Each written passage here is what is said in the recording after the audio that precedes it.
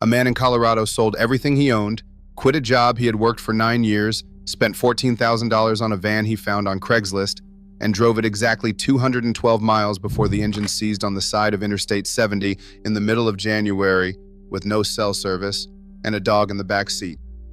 That van is still sitting in an impound lot in Grand Junction. The man is back in an apartment, the dog is fine, and the dream that was supposed to start with that van ended before it ever really began, not because van life does not work, but because the wrong van will end your story before the first chapter is finished. Why this decision is more dangerous than you think. There are somewhere between 1.5 million and 3 million Americans living in vehicles right now, depending on whose count you trust. The federal government does not track it well.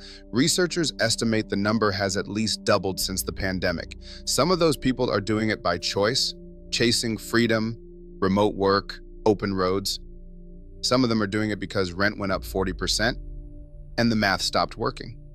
Most of them did not plan to be living in a van, and almost none of them got a class on which van to buy before they ended up in one. The van life content you see online is beautiful. Morning light through sliding doors, coffee on a tailgate with a mountain view behind it, a golden retriever sticking its head out a window somewhere in Utah. What that content does not show you is the 3 weeks before that shot, when the alternator died in Phoenix, the conversion is only half finished, and the person behind the camera is sleeping in a Walmart parking lot wondering if they made the worst decision of their life. The van you buy is not just a vehicle. It is your bedroom, your kitchen, your living room, your office, and the thing standing between you and sleeping on the ground. When it breaks, everything breaks. Your home, your transportation, your safety net, and your budget all fail at the same time. There is no landlord to call. There is no maintenance department.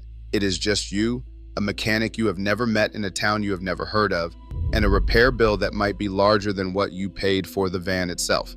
So before you sell the furniture and hand over a check, you need to hear about the vans that will take your money, your time, and your optimism and leave you stranded. And then you need to hear about the 3 that are actually worth building your life around. Van number 1, the Ford Econoline, pre-1992. The first van on this list is the Ford Econoline, specifically anything built before 1992 and before the vintage van community comes for me in the comments, hear me out. The pre-1992 Econoline is one of the most recognizable vehicles in American history. It built the conversion van industry. It carried youth soccer teams and church groups and surfboards from one end of this country to the other for 3 decades. There is genuine affection for these vans, and that affection is completely understandable. They are iconic, they are roomy, they have this honest, boxy, no-nonsense quality that newer vehicles just cannot replicate. They will also nickel and dime you into a breakdown you cannot afford. Here is the problem. The Econoline built before 1992 is running on carburetor technology, and carburetors are not something you can diagnose with a code reader in a parking lot at 10 o'clock at night. They are finicky, temperature sensitive, altitude sensitive, and when they go wrong in ways that are hard to diagnose even for experienced mechanics. Pair that with the electrical systems from that era, which were never exactly a masterpiece of engineering to begin with, and you have a van that requires someone with very specific old school mechanical knowledge to keep running reliably. That person is getting harder to find, and when you do find them, they are not cheap. Beyond the mechanical issues, the rust situation on pre-92 Econolines is a genuine crisis. These vans are old enough that surface rust is almost a given, but the rust that matters, the rust in the frame rails, around the wheel wells, in the floor, along the roof line, that is the rust that turns a charming old van into a structurally compromised money pit with a fresh coat of paint over the problem. And sellers know exactly how to hide it. A clean-looking interior, a fresh undercoating job, and a Craigslist photo taken on a sunny day can make a van with a rotting frame look like a weekend project instead of a total loss. If you are a skilled mechanic with a dedicated workshop, a parts budget, and genuine patience for vintage vehicle ownership, a pre-92 Econoline can be a rewarding project. But if you are planning to live in this thing full-time and depend on it to start every morning in every kind of weather and every kind of climate, you are betting your housing security on a carburetor that was already old when some of you watching this were born. That is not a bet worth making. Van number 2, the Dodge Ram van, B Series, any year. The second van is the Dodge Ram van, the B Series, and this one is going to upset some people because the B Series has a devoted following that borders on a religion. Walk into any van life forum online and mention the Dodge B Series, and someone will immediately tell you about their uncle who drove 1 to 400,000 miles without ever touching the engine. And maybe that is true. Maybe that uncle existed. But for every uncle like that, there are a dozen people who bought a B Series at a reasonable price, drove it confidently for about 6 weeks, and then watched the transmission disintegrate with the quiet dignity of something that had been waiting to fail for a very long time. The B Series vans ran from 1971 all the way to 2003, which means there is an enormous range of condition, mileage, and mechanical history packed into that nameplate. The early ones have all the vintage reliability problems already described with the Econoline. But the later ones, the ones from the mid-90s onward that look like a reasonable used vehicle buy, have their own specific problem: the transmissions. The 3-speed automatic transmissions in the later B-Series vans were not engineered with the weight of a full van conversion in mind. Add a bed frame, insulation, cabinets, a water system, solar batteries, and 2 people's worth of belongings, and you have added somewhere between 800 and 1,500 pounds to a drivetrain that was already working near its limits. Under sustained highway load, especially in heat, that transmission starts a conversation with you. The conversation is expensive. The other issue with the B Series is that its cult status has artificially inflated the price on the used market. People who know nothing about vans have watched enough van life content to know that the B Series looks cool, and they are listing them for $8,000 and $10,000 and $12,000 with 180,000 miles and no service records, as though the vintage aesthetic is a substitute for mechanical soundness. It is not. Do not pay a premium for a van that is going to charge you a second premium in repairs. Van number 3, the Chevy Astro and GMC Safari 2-wheel drive. The third van is one that the internet genuinely loves, and the internet is not entirely wrong about it, which makes this more complicated. The Chevrolet Astro and its twin, the GMC Safari, are small, affordable, weirdly charming rear-wheel drive vans that ran from 1985 to 2005. The van life community has adopted them as a budget-friendly entry point, and in the all-wheel drive configuration, that reputation has some real merit. Decent engine, parts are everywhere, mechanics know them, and the price is usually low enough that even if something goes wrong, you have not bet the farm. Here's the problem. Most of the Astros and Safaris you are going to find on the used market are the 2-wheel drive version, and the 2-wheel drive version has a fundamental limitation that matters enormously when your vehicle is also your home. You cannot get stuck. When you live in a vehicle, getting stuck is not an inconvenience. It is a housing emergency. A tow truck in a remote area might cost $400. A recovery service in a national forest might not exist at all. The 2-wheel drive Astro has no business being on a dirt road in wet conditions, on a snow-covered campsite, or anywhere that requires actual traction. And the places worth going in a van, the places that make the van life content that makes people want to do this in the first place, those places often require a little more capability than a rear-wheel drive minivan-sized box can provide. Beyond the traction issue, the Astro and Safari are genuinely small for a full-time conversion. You can sleep in one, but 2 people doing a full-time build in an Astro are going to spend a lot of time getting very well acquainted with their own elbows. It is technically possible. It is not comfortable. And comfort is what separates sustainable van life from an experience that lasts 4 months and ends with a very honest Instagram post about why you are moving back to Denver. If you find an AWD Astro in clean condition, with documented service history and good bones, it is a legitimate budget option. But if it does not have the AWD badge, keep driving. Van number 4, any diesel cargo van over 200,000 miles without service records. The 4th van on this list is not a specific model. It is a specific mistake that people make across multiple models, and it is probably the most expensive mistake on this entire list. It is the diesel cargo van with over 200,000 miles and no service history. Diesel vans, specifically the Mercedes Sprinter, the Ford Transit Diesel, and the Ram ProMaster Diesel, have an almost mythological reputation in the van life community because diesel engines, when properly maintained, can run to extraordinary mileages, 300,000 miles, 400,000 miles. There are Sprinters in Germany with 500,000 miles that are still working fleet vehicles. That reputation is real, and it is based on real engineering. The key phrase in every one of those stories is when properly maintained. A diesel engine that has been properly maintained is one of the most reliable pieces of machinery a human being can own. A diesel engine that has had oil changes done every 15,000 miles instead of every 7,000, that has had cheap biodiesel run through injectors that were not designed for it, that has had the DEF system ignored or deleted, that has had the EGR cooler problem go unaddressed because the previous owner did not want to spend the money. That diesel engine is a financial catastrophe wearing the body of a reliable vehicle. When someone sells you a diesel cargo van with 230,000 miles and cannot produce a single service record, they are telling you something. They are telling you they do not know what was done to that engine, or they do know and they do not want you to know. Either answer should send you home. The diesel premium is also real. You will pay more upfront for a diesel van.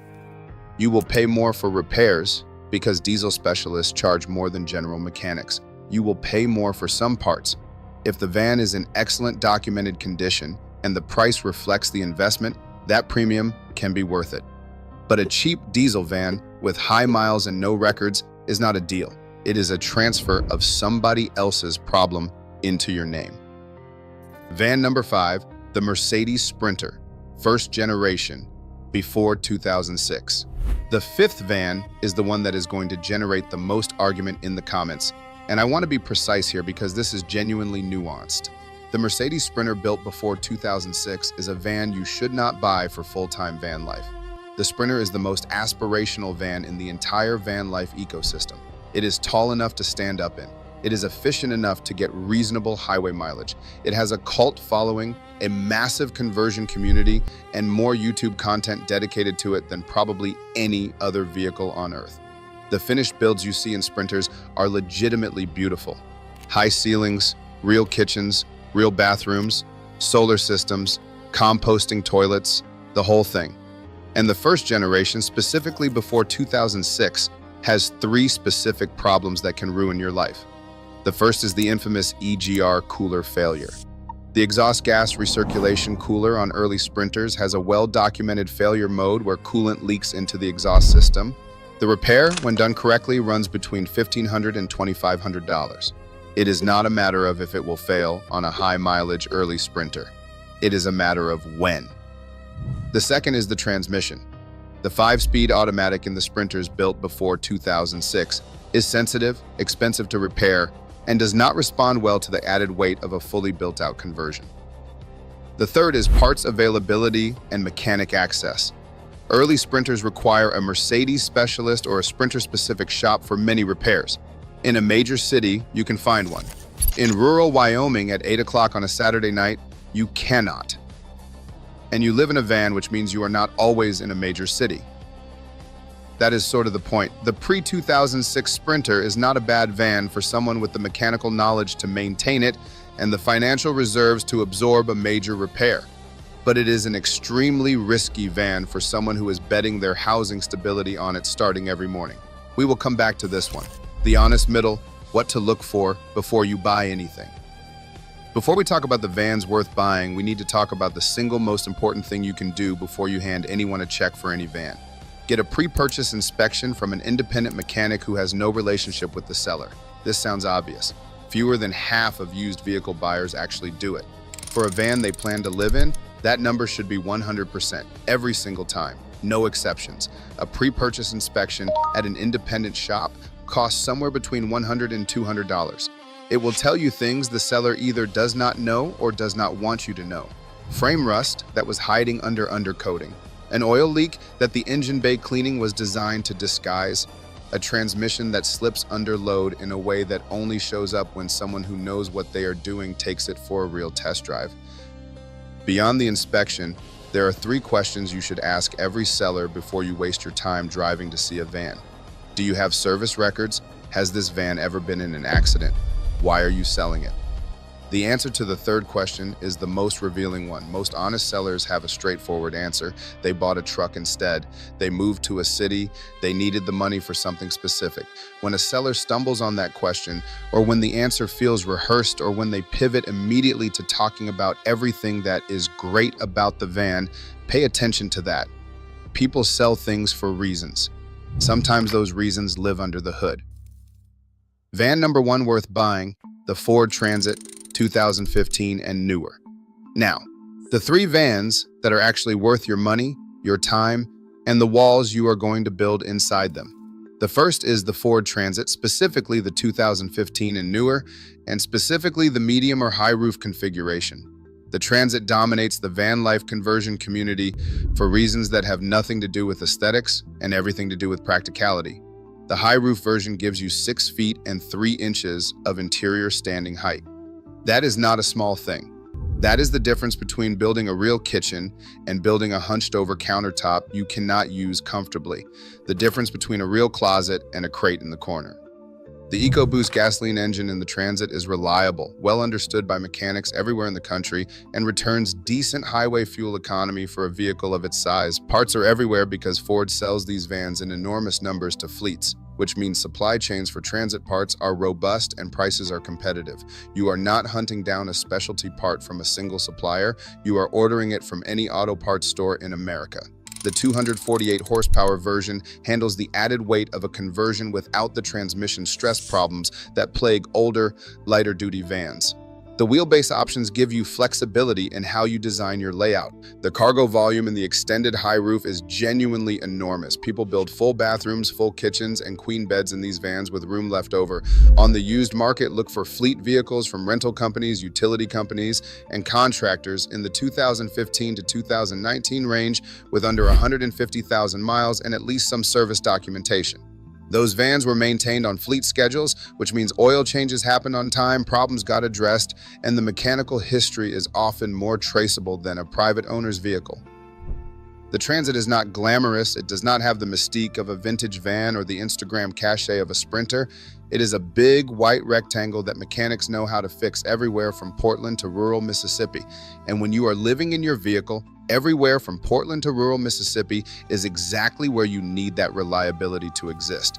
Van number two worth buying, the Mercedes Sprinter 2007 to 2013. The second van worth buying brings us back to a name that already appeared on the wrong side of this list.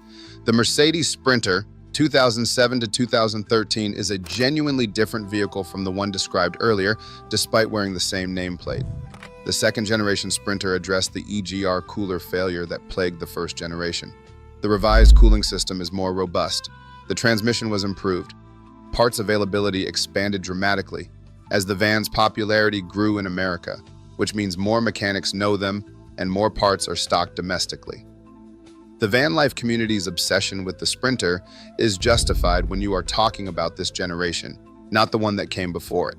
The standing height, the fuel efficiency, the cargo configuration, all of the qualities that made the Sprinter aspirational are fully present in the second generation. And the sweet spot inside this window, the 2010 to 2013 models with documented service history and under 150,000 miles, represents one of the best values in the full-time van conversion market. You are going to pay more for a Sprinter than for a Transit. The premium is real. But the interior dimensions and the diesel efficiency on long highway miles make a legitimate case for that premium when the mechanical foundation is sound. The non-negotiable requirement for a used Sprinter of any generation is a pre-purchase inspection at a shop that specifically works on Mercedes diesel vehicles. Not a general mechanic who is willing to take a look, a specialist.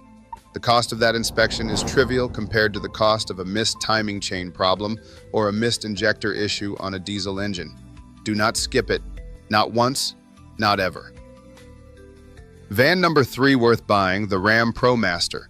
The third van worth buying is the one nobody is fighting over at the dealership, which is a significant part of why it belongs on this list. The Ram ProMaster, specifically the 2014 and newer in the high roof 136-inch wheelbase configuration, is the most underrated full-time van life platform on the American used market right now. The ProMaster is front-wheel drive, which sounds counterintuitive for an adventure van until you think about what front-wheel drive actually means in practical terms. Better traction in rain and light snow than a rear-wheel drive van of the same weight. A flat floor with no rear differential hump running down the middle, which makes your conversion layout dramatically simpler and more flexible.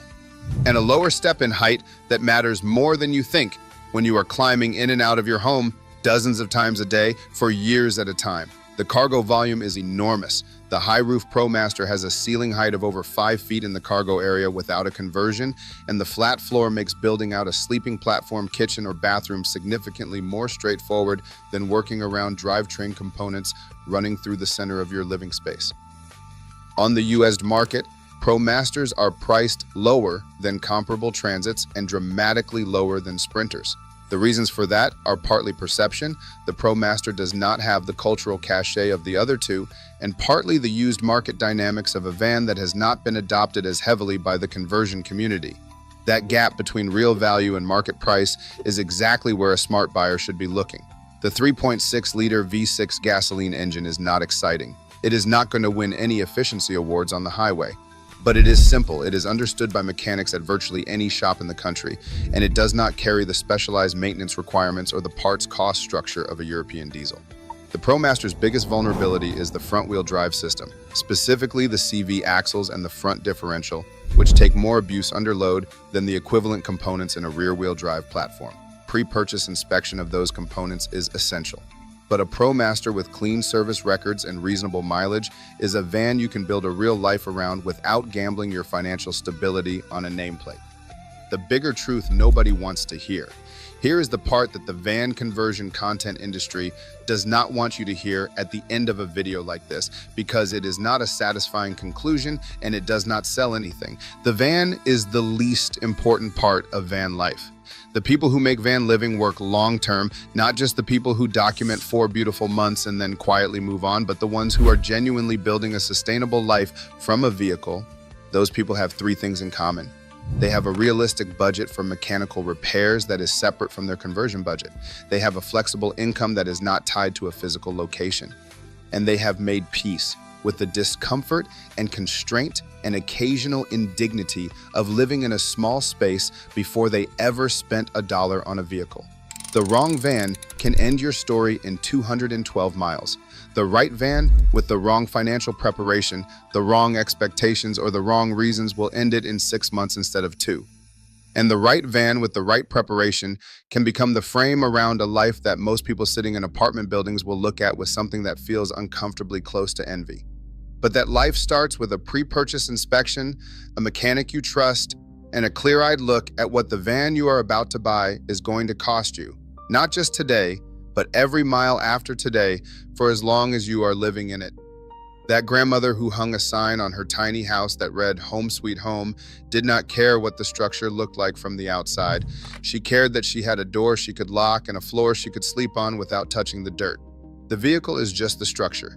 What you build inside it and whether it can actually get you where you are going, that is the whole thing. Choose carefully, get it inspected, and if the seller cannot produce service records, drive away. There are better vans out there. There are always better vans. And the one that does not break down on Interstate 70 in January is worth waiting for. If this helped you avoid a mistake that would have cost you thousands of dollars, hit subscribe. Every week, I cover the real mechanics of alternative living, the things that work, the things that fail, and the people building something worth living in out of whatever they have. The next video is on the screen right now. Click it and keep going.